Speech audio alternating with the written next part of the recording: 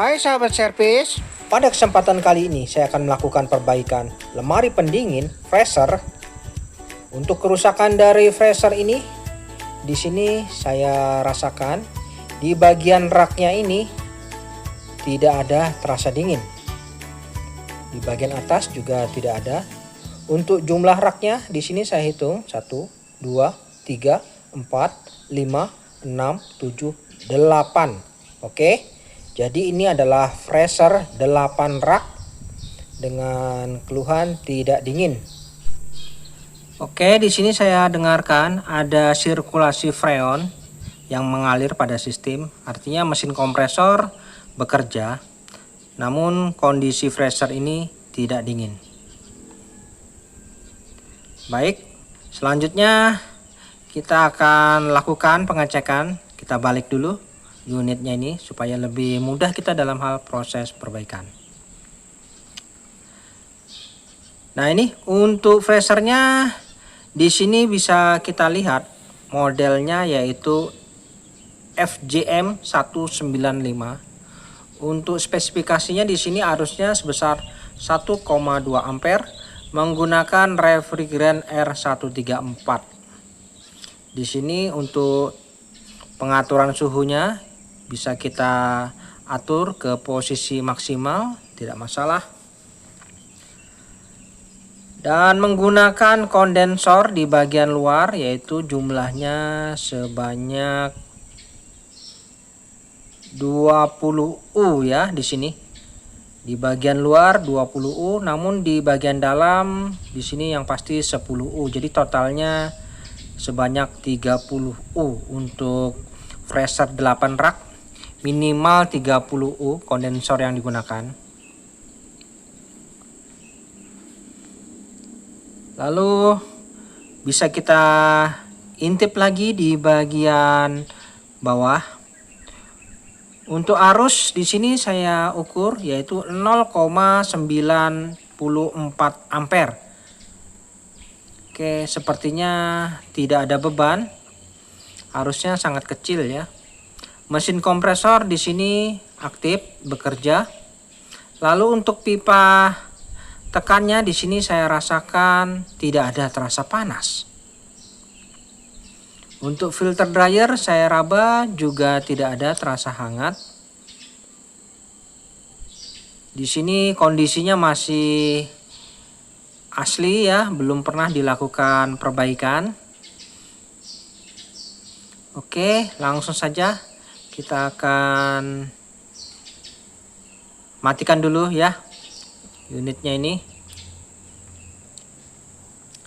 Dan di sini untuk mesin kompresornya di sini menggunakan mesin kompresor PE90H1D9 yang kategorinya adalah 1/4 PK plus ya. Mengapa? Cukup lumayan ya, karena di sini menggunakan kapasitor running. Untuk ukuran kapasitornya yaitu 3 mikro di sini. Nah, ini ya, 3 mikro ukuran kapasitor runningnya.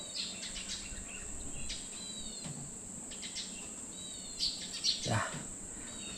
Lalu kita akan lakukan pengecekan apa penyebab dari freezer ini menjadi tidak dingin.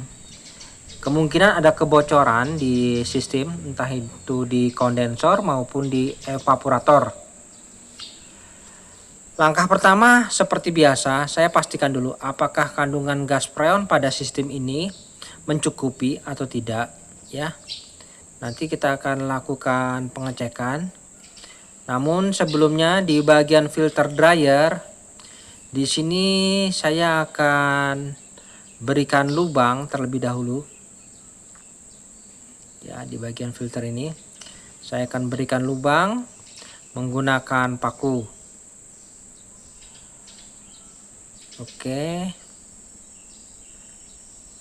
Nah, di sini ya saya menggunakan paku ini untuk memberikan lubang pada filter dryer untuk membuang gas freon yang ada pada sistem. Sambil kita perhatikan apakah gas freonnya ini cukup atau tidak. Oke, saya buatkan lubang dulu.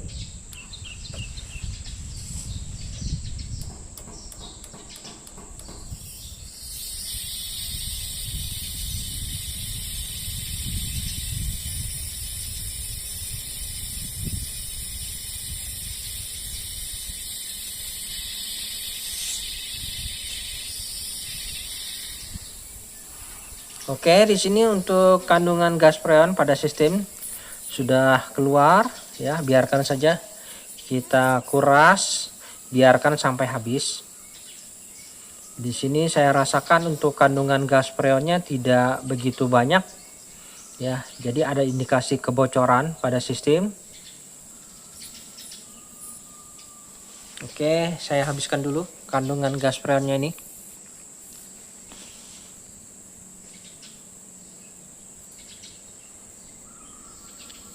Dan ini saya buatkan lubang lagi biar lebih besar, biar agak cepat.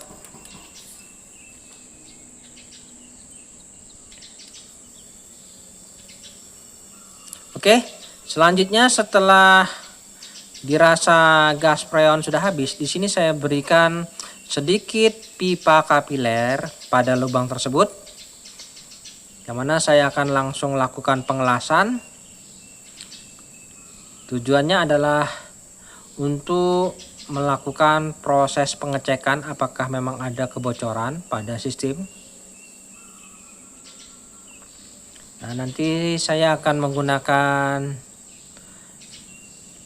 cairan metil ya untuk mengetahui apakah memang ada kebocoran pada sistem. Ya, di sini kita bisa lihat nanti gelembung udara yang keluar pada pipa kapiler ini. Baik, selanjutnya saya hidupkan dulu unit freshernya. Nah, ini ya, sudah hidup. Angin keluar dari ujung pipa kapiler pembuangan ini. Oke, di sini biarkan dulu sampai habis. Tinggal sedikit kita biarkan dulu ya.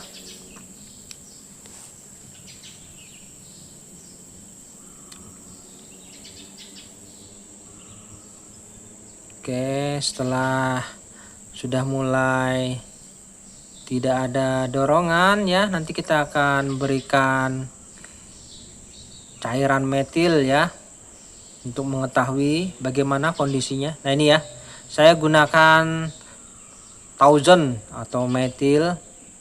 Cairan ini adalah untuk melakukan flashing. Namun sebelumnya di sini saya akan pastikan apakah kebocoran ini di bagian evaporator, apakah kondensor, dengan melihat gelembung-gelembung udara yang ada pada cairan metil ini.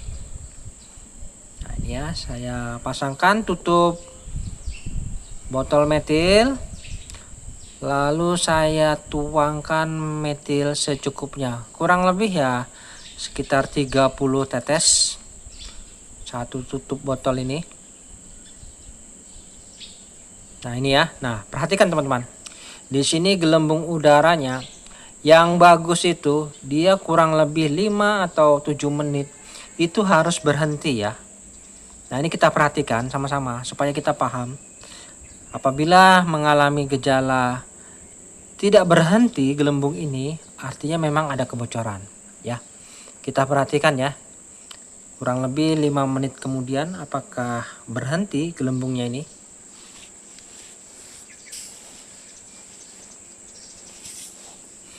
Oke ya, kita lihat sama-sama ya.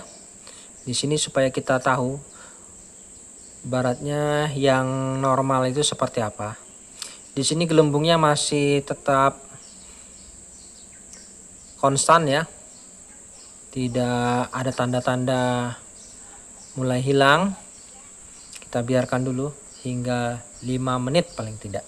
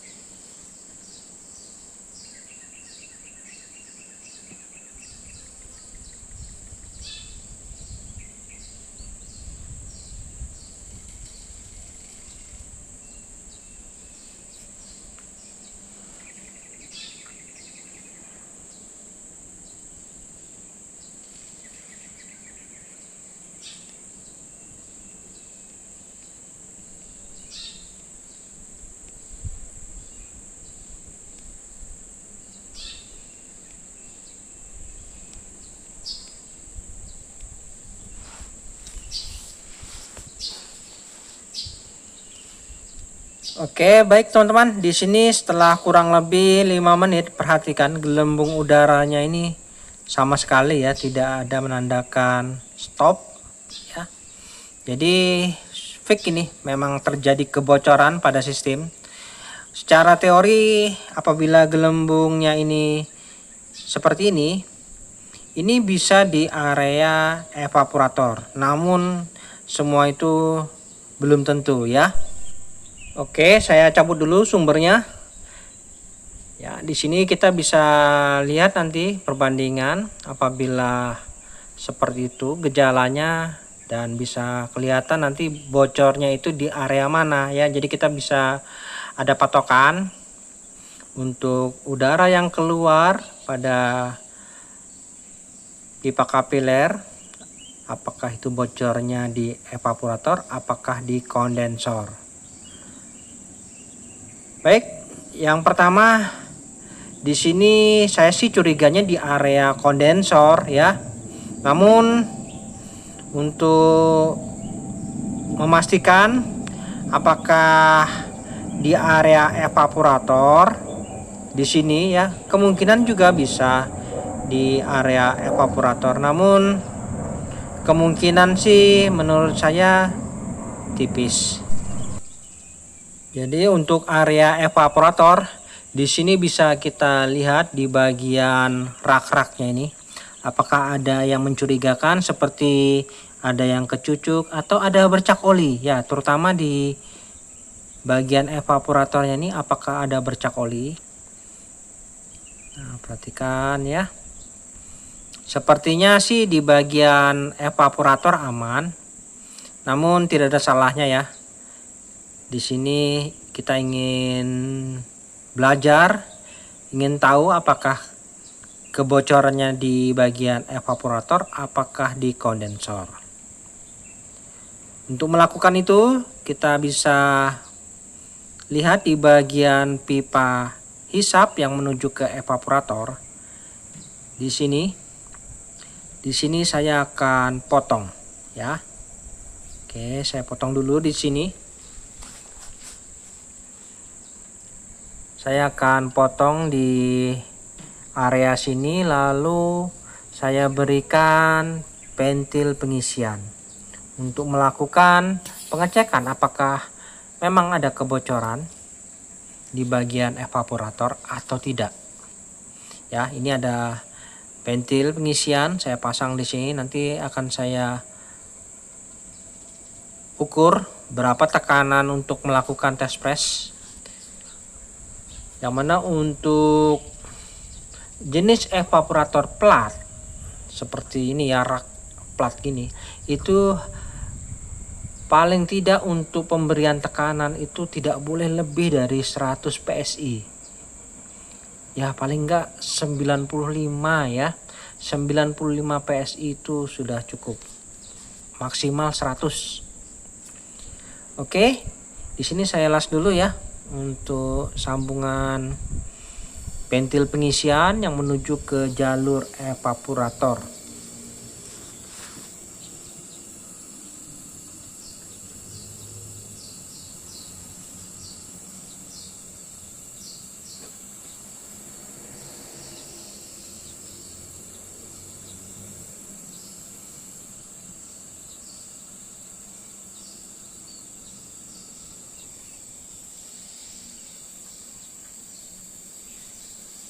Oke, untuk jalur pentil pengisian yang menuju ke jalur evaporator sudah tertutup.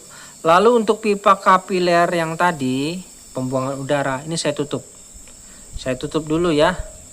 Saya tutup lagi supaya nanti pada saat saya berikan tekanan tidak ada udara yang keluar pada jalur pipa kapiler pembuangan tersebut. Oke, di sini di pentil pengisian sudah dan pipa kapiler sudah tertutup. Selanjutnya mesin kompresor saya hidupkan dulu.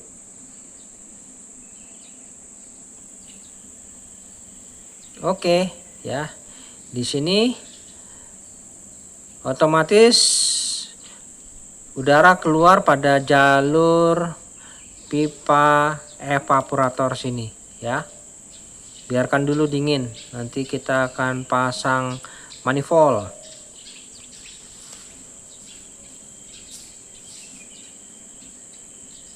Nah ini ya, di sini udaranya keluarnya dari sini.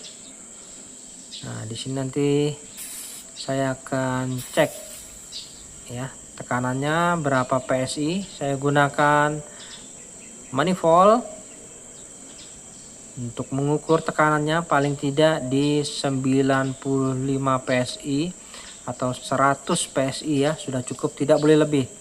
Nanti bisa penyok atau gelembung nanti evapnya. Nah pada step ini perhatikan betul-betul ya untuk pemasangan konektor pada selang manifold pada ventil pengisian ini jangan terlalu kuat. Jadi tekanannya di sini kita atur seminim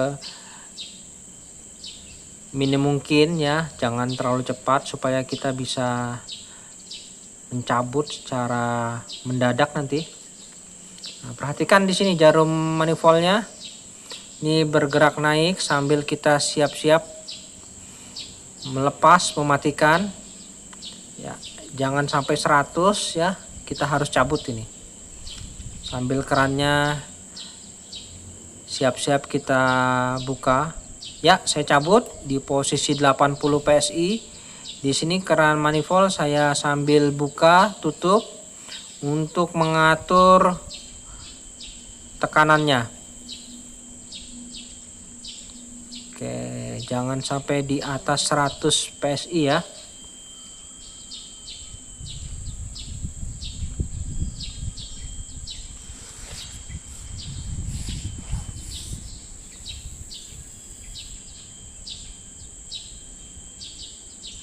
Oke, di sini saya setting di 95 PSI.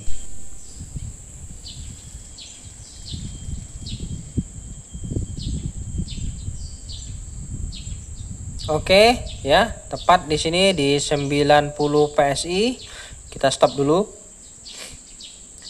Nah, di sini saatnya saya akan tes apakah memang ada kebocoran pada rak-raknya ini. Tekanannya biarkan saja, nanti perlahan akan naik. Paling tidak sampai di atas 100 PSI.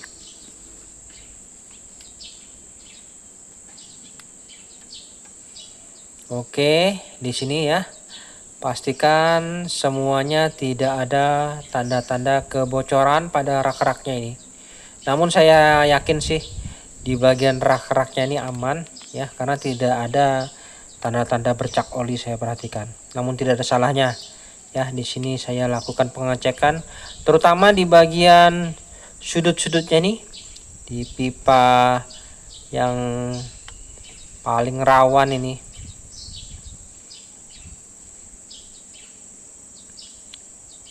Oke, di pipa-pipa sudut yang paling rawan di sini saya pastikan apakah ada kebocoran.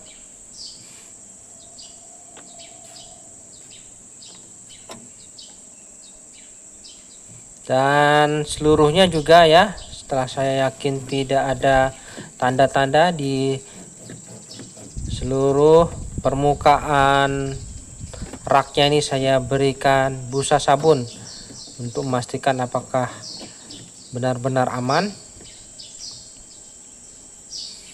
Oke, sepertinya aman ya, tidak ada saya temukan tanda-tanda mencurigakan kebocoran pada bagian rak-raknya ini. Nah, dari sini kita sudah dapat poin bahwa kemungkinan kebocoran di bagian kondensor. Karena di sini untuk tekanannya pun masih stabil ya, mantap, tidak ada penurunan. Artinya memang aman. Untuk rak-raknya di bagian evaporatornya tidak ada masalah. Oke, selanjutnya di sini kita juga harus perhatikan di bagian pipa-pipa pengisian maupun pipa yang lain apakah ada tanda-tanda bercak oli. Sepertinya tidak ada. Jadi kemungkinan kebocoran bukan di bagian luar unit, melainkan di dalam bodi ini sepertinya ya.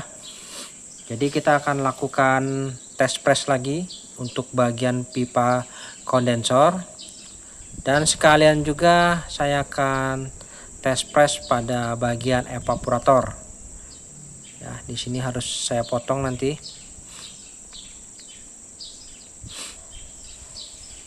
Oke, ya.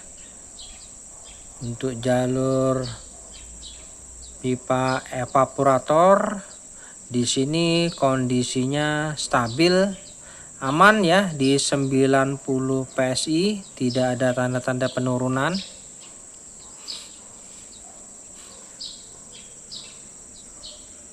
Oke, saya kosongkan dulu tekanan yang ada pada jalur evaporator. Saya kosongkan dulu.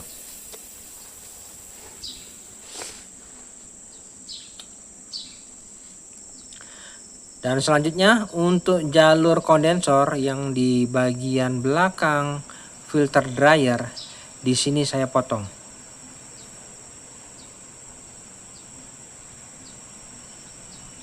Nah, ini saya lakukan pemotongan di bagian belakang filter dryer, yaitu pipa kondensor. Tujuannya adalah agar saya tidak mengganti filter dryernya, karena filter dryernya saya rasa masih bagus.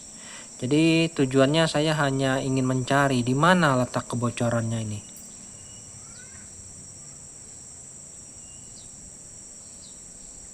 Oke, di sini saya siapkan pentil pengisian. Saya pasangkan pada jalur kondensor. Nah, di sini ya, saya pasangkan. Lalu di filter ini adalah jalur evaporator, akan saya tutup. Lalu di bagian pipa tekan di sini saya akan lakukan pemotongan. Nah, ini adalah jalur pipa kondensor.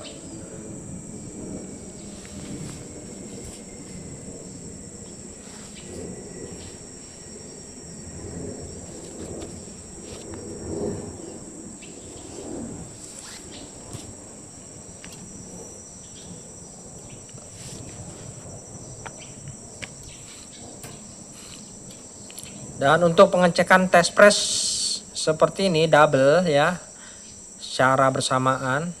Nah, ini maka keuntungannya kita lah bisa memvonis langsung di mana letak kebocorannya. Di bagian mesin kompresor saya berikan pentil sebagai angin masuk, nanti saya jadikan pompa ya mesin kompresornya ini. Nah, ini setelah saya lakukan perakitan untuk proses test press, yang mana sudah terpisah, yang mana jalur evaporator dan jalur pipa kondensor. Lalu saya buatkan pentil pompanya di sini untuk melakukan test press. Untuk ujung kondensor saya tutup di sini. Lalu di ujungnya pipa di bagian filter juga saya tutup. Jadi di sini ada dua jalur ya, jalur evaporator dan jalur kondensor. Saya akan lakukan test press ya, di mana letak kebocorannya nih. Apakah di jalur evaporator, apakah jalur kondensor? Di sini saya gunakan manifold double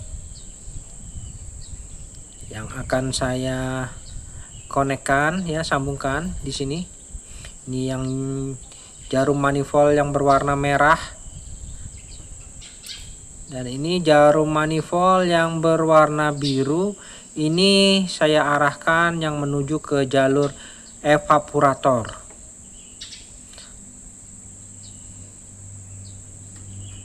Nah, ini jalur evaporator. Lalu jarum manifold yang berwarna merah ini saya sambungkan pada jalur yang menuju jalur kondensor.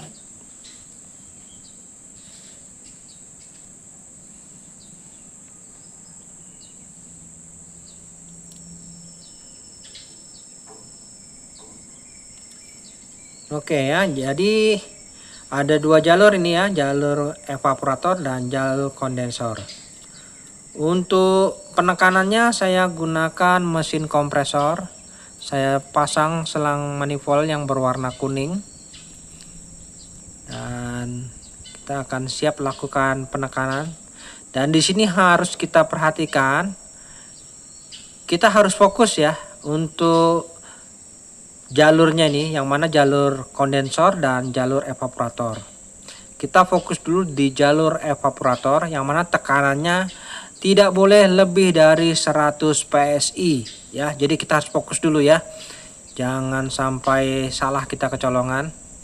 Untuk jalur kondensor nanti mungkin bisa sampai di 400 PSI. Jadi kita fokus dulu di jalur evaporator. Dalam hal proses penekanannya ini, pastikan untuk pemasangan konektor pada udara masuk jangan terlalu erat. Oke, siap-siap ya. Di sini saya akan lakukan tes press terlebih dahulu. Nah, ini yang pertama, di sini kita fokus di jalur evaporator, yaitu selang manifold yang menuju ke jarum manifold berwarna biru. Oke. Di sini saya mulai masukkan udara pada jalur evaporator. Oke, pelan-pelan ya kita atur udara yang masuk, jangan terlalu deras. Di sini bisa kita atur selangnya serta kerannya. Tidak boleh lebih dari 100 PSI.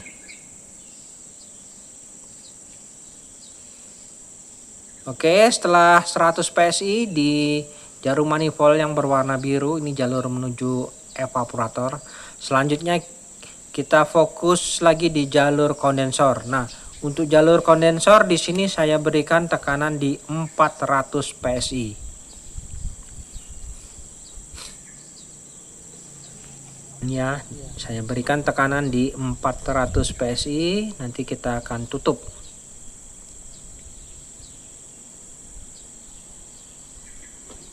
Oke, tepat di 400 PSI ya, saya tutup lalu saya cabut. Nah, seperti ini. Jadi tekanannya untuk jalur evaporator di 100 PSI. Nah, bisa kita lihat ya. Nah, ini ya, tekanannya tepat di 100 PSI, tidak boleh lebih. Lalu untuk kondensor di sini tekanannya sebesar 400 PSI. Nah, ini tekanannya cukup besar ya. Jadi apabila ada kebocoran halus maka akan mudah terdeteksi ini. Oke, selanjutnya setelah dilakukan penekanan seperti ini, kita diamkan dulu ya dalam beberapa jam, nanti kita bisa lihat hasilnya. Baik teman-teman, setelah beberapa jam kemudian ya, di sini bisa kita perhatikan untuk jarum manifold yang berwarna biru, di sini tekanannya masih stabil di 100, artinya mantap ya. Lalu untuk jarum manifold yang berwarna merah yang tadinya di 400 PSI sekarang tinggal di 150 ya. Wah, ini berarti masalahnya. Ini terjadi kebocoran di area yang menuju ke jalur kondensor ya. Namun di sini ada kondensor luar dan kondensor bodi. Yang pasti untuk kondensor luar ini bisa terlihat dari pipanya nih aman ya, tidak ada bercak oli, jadi yakin ini bocornya di bagian kondensor bodi. Untuk kondensornya jumlahnya di sini sebanyak 20 U yang bagian luar, yang bagian dalam itu kurang lebih 10 U. Jadi kita tambah saja kondensor 10 U di bagian luar. Nah, ini 20 ditambah 10 jadi genap 30. Oke, saya siapkan dulu ya kondensornya ini. Nah, seperti ini.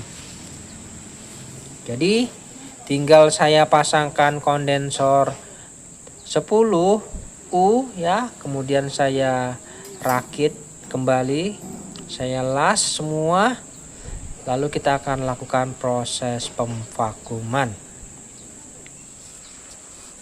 Baik, di sini untuk pipa kondensor sudah terpasang ya.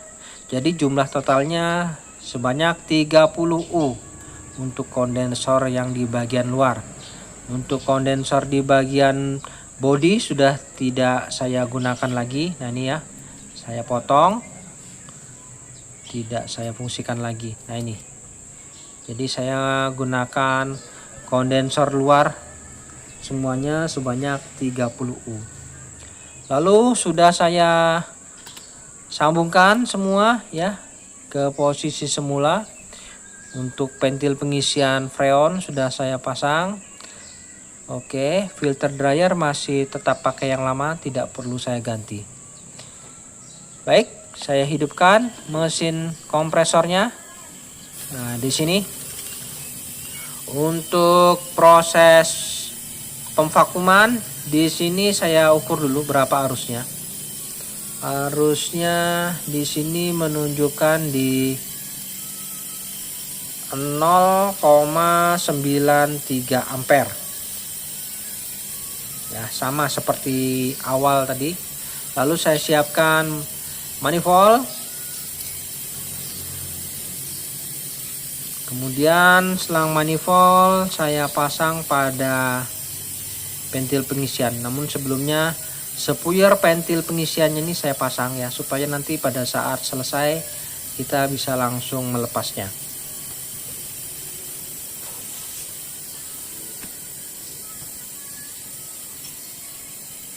Oke, sepuyer pentil pengisian sudah terpasang. Lalu saya pasangkan selang manifold pada jalur pengisian freon. Nah ini, pastikan keran manifold berfungsi dengan baik ya. Kita buka dan kita tutup. Jarum turun menuju ke minus 30 PSI. Dan untuk proses pemvakuman, di sini saya terapkan lagi tadi untuk cairan metil ya. Di sini bisa kita belajar dengan menggunakan cairan Thousand ini, yaitu cairan metil. Kita bisa tahu ya, gelembung udara yang normal itu seperti apa. Di sini saya berikan cairan metil pada tutupnya ini kurang lebih 30 tetes. Dan nanti kita lihat sama-sama. Yang bagus itu paling tidak di beberapa menit nanti akan berhenti ya. Setahu saya sih kurang lebih sekitar 5-7 menit gelembung udara ini akan berhenti. Oke, kita mulai dulu ya. Kita tunggu, kita perhatikan sama-sama dari sekarang.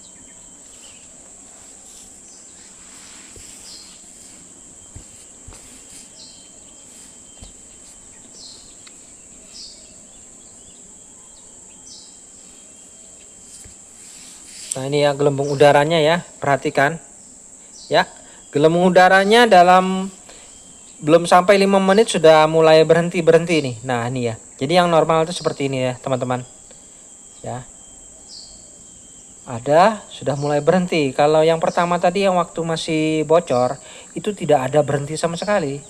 Namun apabila yang normal, sistem tidak ada mengalami kebocoran, dia akan ada kalanya berhenti ya. Oke, kita perhatikan dulu.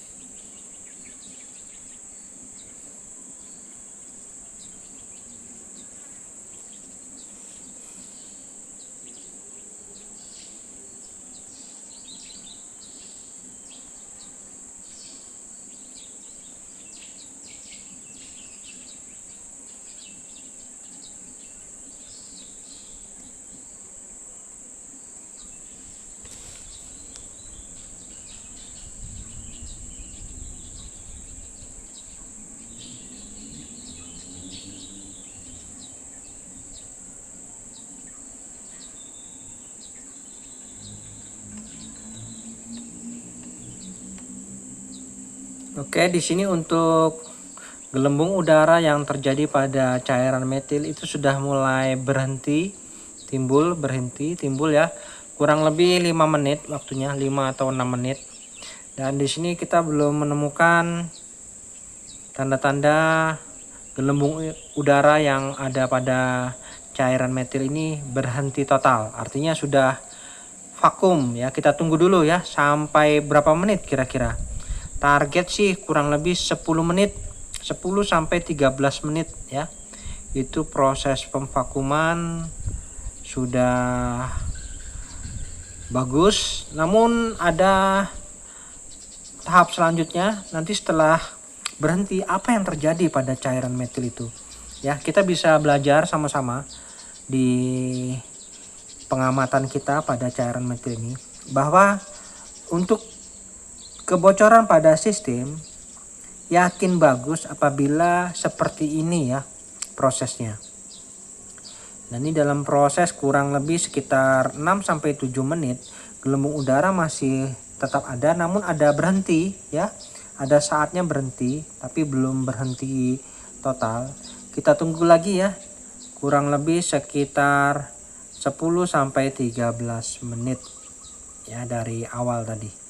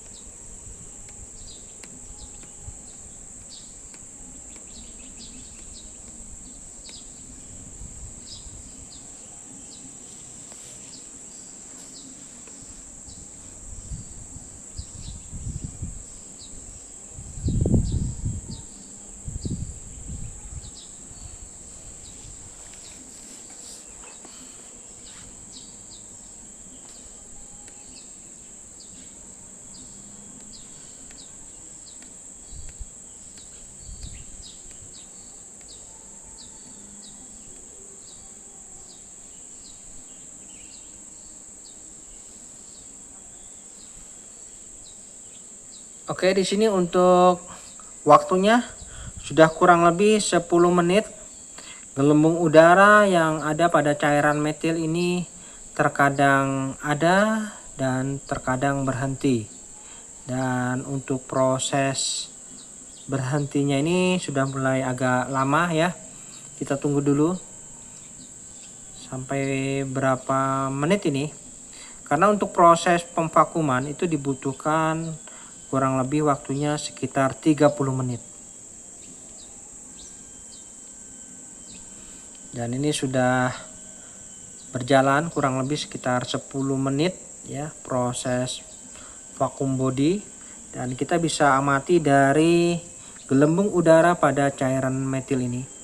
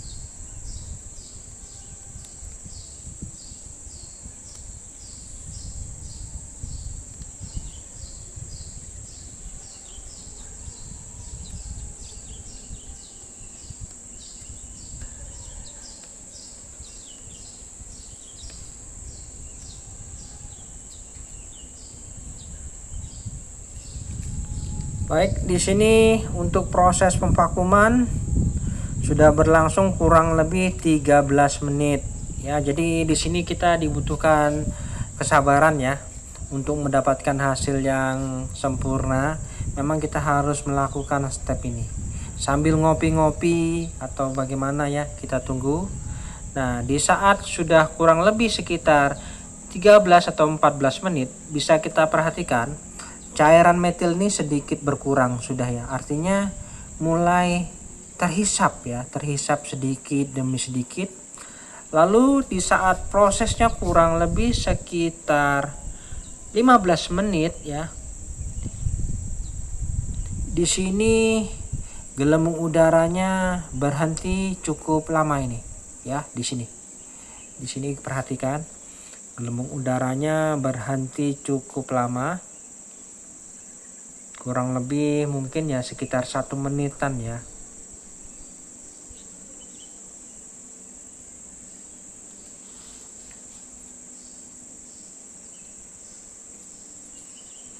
Nah ini ya, lama ya, lama. Cairan metilnya juga sudah mulai berkurang. Nah nanti setelah step ini kita akan lakukan penambahan cairan metil. Karena cairan metil ini akan terhisap ya, otomatis akan terhisap perlahan masuk ke jalur pipa kapiler ini dan akan melakukan proses flashing ya. Proses flashing pada jalur pipa kapiler menuju ke jalur evaporator. Nah, ini prosesnya seperti ini. Jadi apabila teman-teman melakukan proses vakum body dengan metode ini, sudah termaksud paket melakukan flashing pada jalur pipa kapiler dan jalur evaporator. Nah, ini ya cukup lama ya berhentinya gelembung udaranya. Nah, seperti ini. Ini artinya tidak ada kebocoran lagi pada sistem. Nah, seperti ini tanda-tandanya. Dan cairan metil terhisap masuk ya, jadi bukannya mendorong lagi tapi malah menghisap. Namun bedanya ada perbedaan ya, menghisap lalu akan mengembalikan lagi ya. Nah itu, jadi setelah terhisap dikembalikan lagi. Nah itu yang bagus. Nah, seperti ini ya, jadi di saat cairan metil itu terhisap dan akan dikembalikan lagi. Oke, di sini saatnya saya akan lakukan penambahan pada cairan metilnya ini. Karena di sini sepertinya sudah cukup waktunya, kurang lebih 15 menit proses pemvakuman.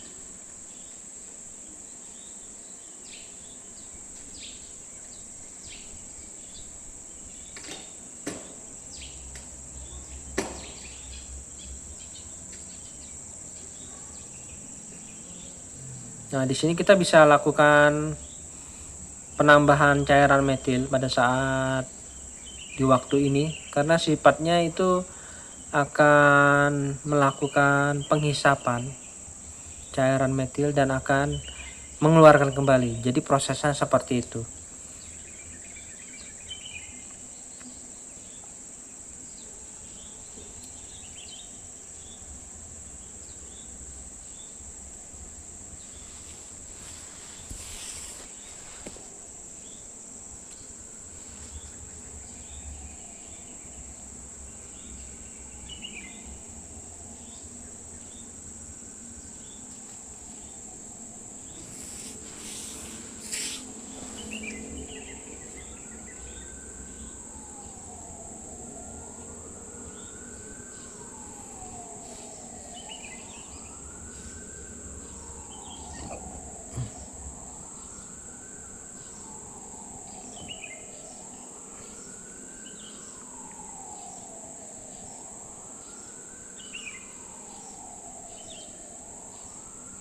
Oke, di sini gelembung udaranya benar-benar sudah mulai sangat jarang ya, teman-teman. Nah, prosesnya seperti ini bisa kita lihat ya. Terkadang menghisap, terkadang mengeluarkan. Nah, seperti itu.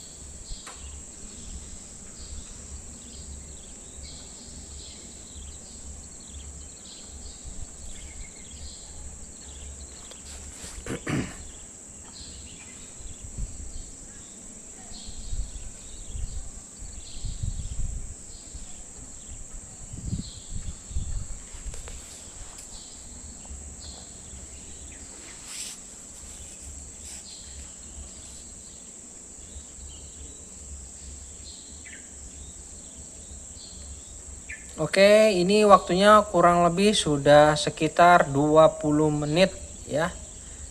Jadi gelembung udaranya benar-benar sangat jarang. Ada kalanya menghisap lalu mengeluarkan lagi. Dan apabila cairan metil ini berkurang, kita bisa menambahkan. Karena sebagian cairan itu telah masuk ke jalur sistem. Oke, kita tunggu dulu ya. Kita harus bersabar memang dalam tahap proses pemvakuman ini.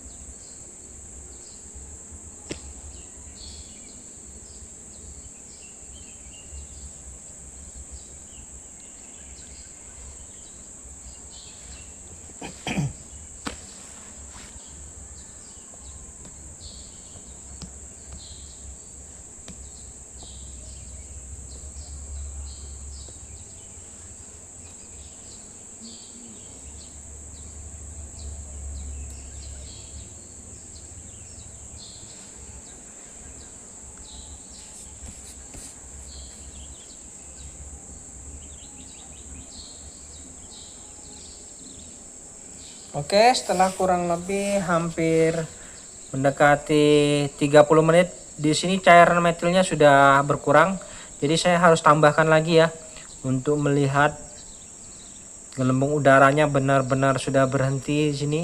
Kadangkala cairan metil terhisap, itu tidak masalah ya.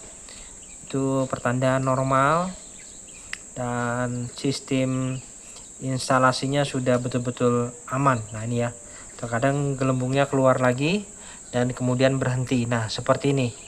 Jadi kita yakinkan untuk proses pempakuman itu seperti ini hasilnya, dijamin tidak ada kebocoran pada sistem. Apabila stepnya seperti ini artinya sudah benar-benar aman. Nah ini ya, jadi cairan metilnya sedikit demi sedikit terhisap masuk. Itu sangat membantu dalam hal melakukan proses flashing pada jalur pipa kapiler maupun jalur evaporator.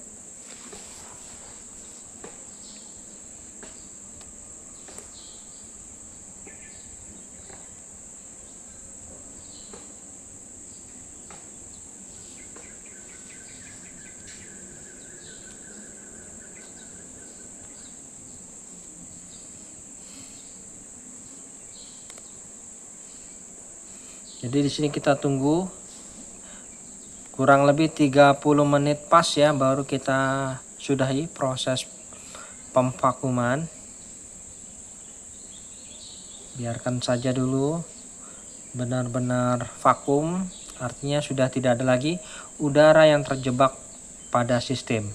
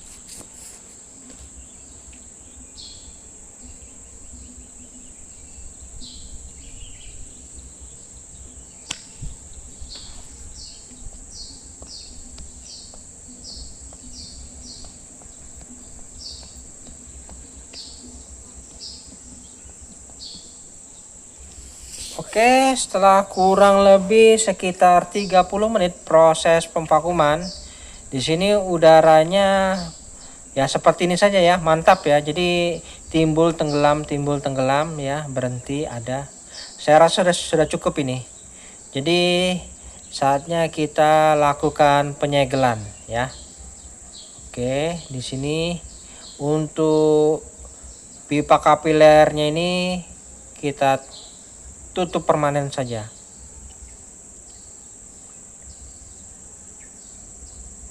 Ya, ini untuk melakukan penyegelan bisa kita lakukan pengelasan.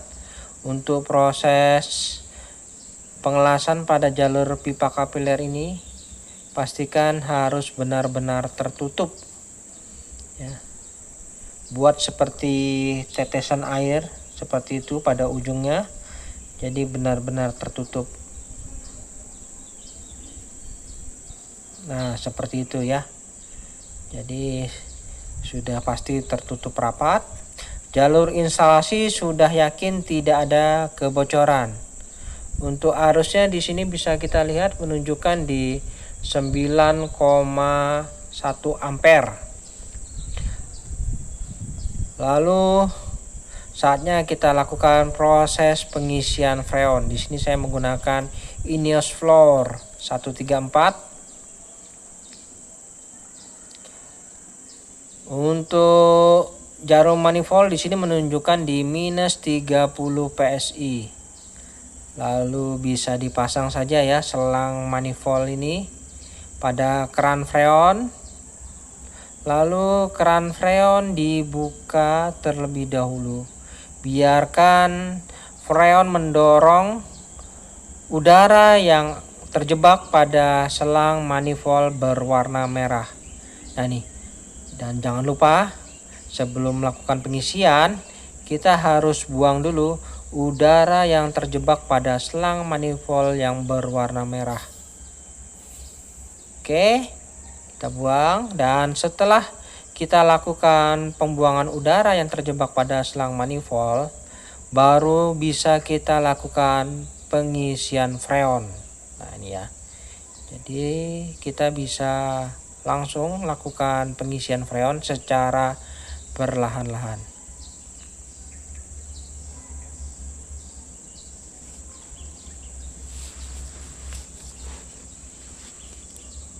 Oke, di sini jarum manifold bergerak turun menyesuaikan berapa besarnya gas freon yang masuk pada sistem. Kita biarkan dulu sirkulasi lancar. Dan setelah stabil sedikit ya, masih di bawah 0 PSI, di sini kita tambah lagi.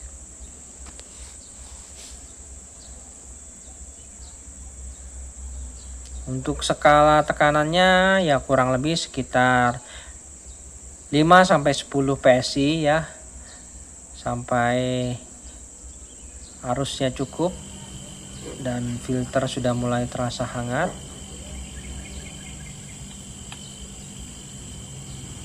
Oke, untuk gas freon 1 kaleng ya, di sini sudah habis terisi.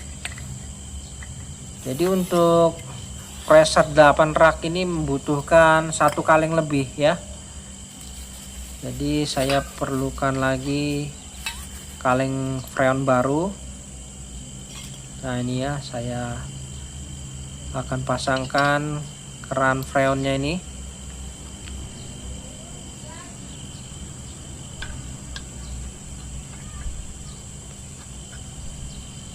Jadi 1 kaleng freon sudah masuk ke sistem, belum mencukupi.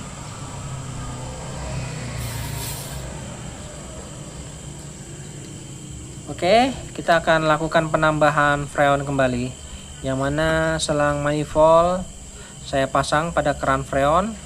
Lalu seperti biasa, kerannya saya buka terlebih dahulu. Di sini freon menekan pada selang manifold. Jangan lupa buang udara yang terjebak pada selang manifold. Oke, setelah terbuang, baru kita lanjut lagi proses pengisian gas freon.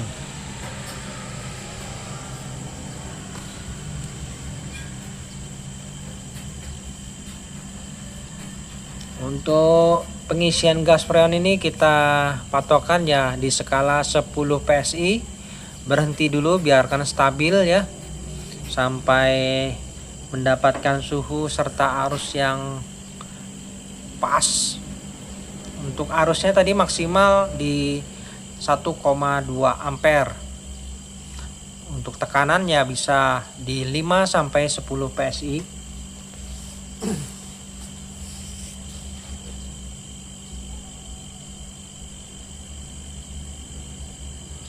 Oke, di sini tekanannya sudah menunjukkan di skala 10 PSI. Kita hentikan ya. Biarkan proses pendinginan berlangsung. Nah, ini arusnya di sini di 1,17 ampere. Sudah mendekati di 1,2 ya sesuai nameplate. Dan setelah beberapa menit kemudian di sini arusnya sudah di 1,08 ampere. Saya rasa sudah cukup. Tekanannya di 5 PSI. Jadi di sini cukup sudah untuk proses pengisian freon. Tang ampere kita cabut saja. Lalu kita bisa rapikan ini. Untuk penutup pada pengisian freon bisa dipasang. Dan selanjutnya di sini kita akan lakukan pengecekan, yang mana di bagian pipa kondensor di sini terasa panas ya. Lalu di bagian rak-raknya bagaimana nih? Bisa kita intip sejenak hasilnya.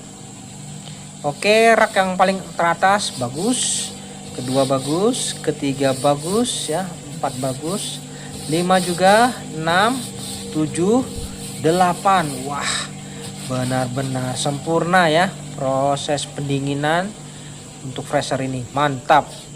Kita lakukan pengecekan nanti. Dalam 4 hari kemudian di sini saya lakukan pengecekan ya bagaimana hasilnya setelah dilakukan pengisian es batu. Di sini hasilnya wah, proses pembekuannya benar-benar matang ini ya.